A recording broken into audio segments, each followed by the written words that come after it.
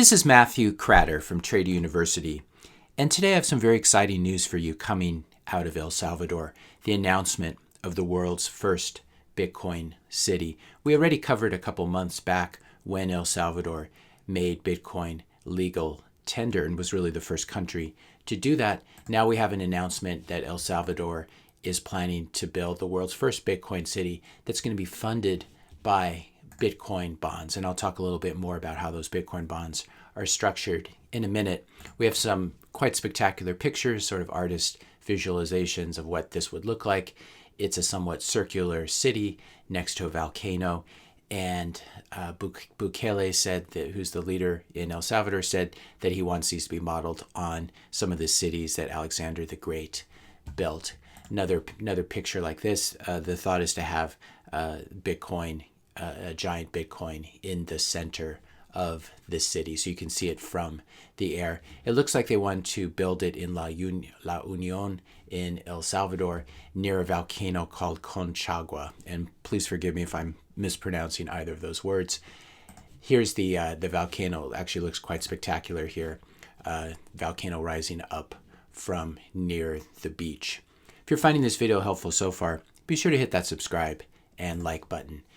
As we said, Bukele is likening his plan to cities founded by Alexander the Great. He said it's going to be circular with an airport, residential and commercial areas, and then, as I was saying, a central plaza designed to look like a Bitcoin symbol from the air. Here was the announcement, I believe it was last night in El Salvador, and it has very interesting tax structure, sort of a libertarian's dream, I'd have to say.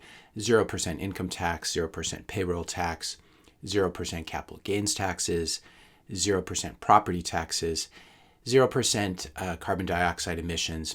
And I guess in this, they're not counting the volcano that's right next to it. But the city, it is said, will be powered a lot by geothermal power. And then, as we said, funded by Bitcoin bonds. The only tax would be a value-added tax, a VAT tax of 10%. And this, I'm not a huge fan of taxes, but I think taxing consumption over savings and investment, there is a strong argument to be made for that. I've been saying for many months, even many years now, that we will be seeing jurisdictions compete to attract Bitcoiners. And I think this is beginning to play out. And countries like the US really need to be aware of this, that while people like Yellen are planning an unrealized capital gains tax, we have other jurisdictions who are saying no taxes whatsoever except a consumption tax. And I think this is one of the good things that Bitcoin will do. It will make countries compete for Bitcoiners. Now, one of the more interesting technical things about this is that this Bitcoin bond that's going to be used to partially fund the city is going to be issued on something called the Liquid Network. The Liquid Network is a side chain of Bitcoin. And what happens is you lock up some Bitcoin, and then you're issued some liquid Bitcoin that trades on this sidechain network. And it's a federated network. It's not a proof of work network. But the exciting thing about this is that they will be issuing the bonds on this network. So they really will be tokenized Bitcoin bonds. $1 billion will be the initial amount raised at a 6.5% coupon. And they're saying that $500 million of the proceeds will be used to buy Bitcoin, and then the other half will be used for infrastructure for the city and to set up more Bitcoin mining that will be powered by that volcano indirectly via geothermal energy. And so some people are calling this Bitcoin bonds or volcano bonds. I think either one is actually great marketing and gets you a lot of widespread news. The coupon payments, the 6.5% coupon, will be funded by the proceeds of the value-added tax, by half of that.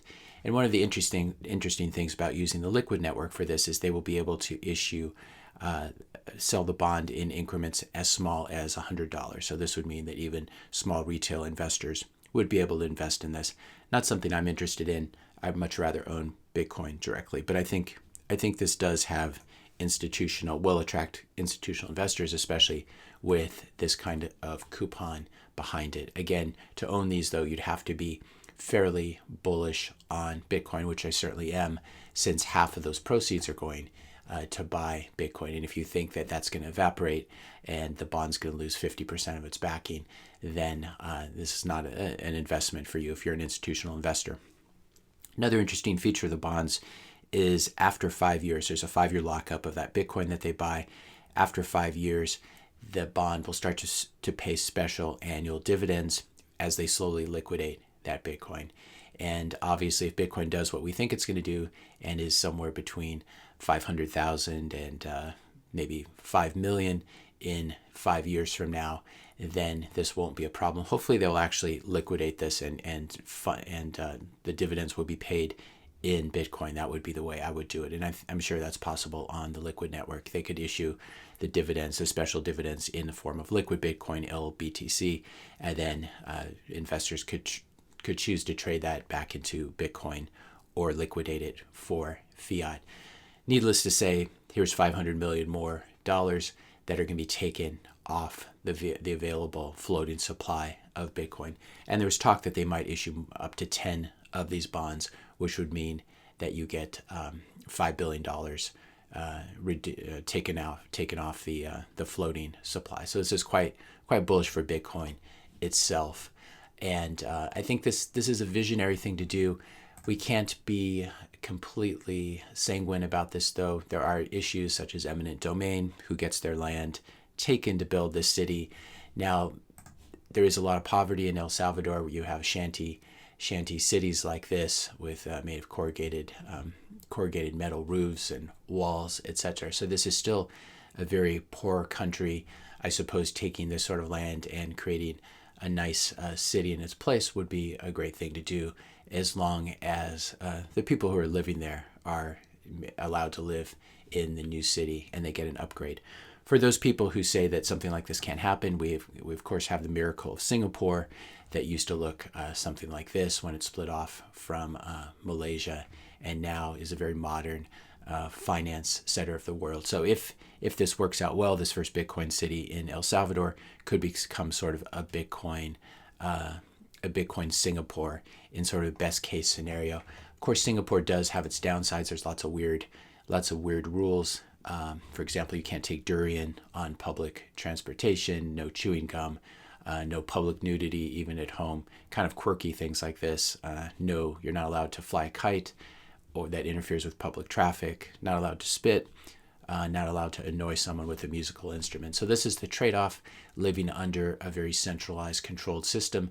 And I think this is one of the ironies of having a strongman leader or a dictator, you could even call Bukele, building a Bitcoin city. But the nice thing about the Bitcoin network, it's completely open. Anyone can plug into it, and it's for people from the far right, it's for people from the far left, and everyone in the middle. Bitcoin is for enemies. So I wish Bukele best of luck on the city. This looks almost a little bit too good to be true. I think I'll be staying in the U.S. at least for now, but I will be keeping an eye on what the U.S. government is up to, all the sneaky, nasty tricks that it has planned, and I will keep an eye on alternate jurisdictions such as the Bitcoin city in El Salvador. If you found this video helpful, be sure to hit that subscribe and like button. Hit the notification bell if you want to be notified when I publish my next video. And let me know your questions and comments in the comment section below. Thanks a lot for watching, and I'll see you in the next video.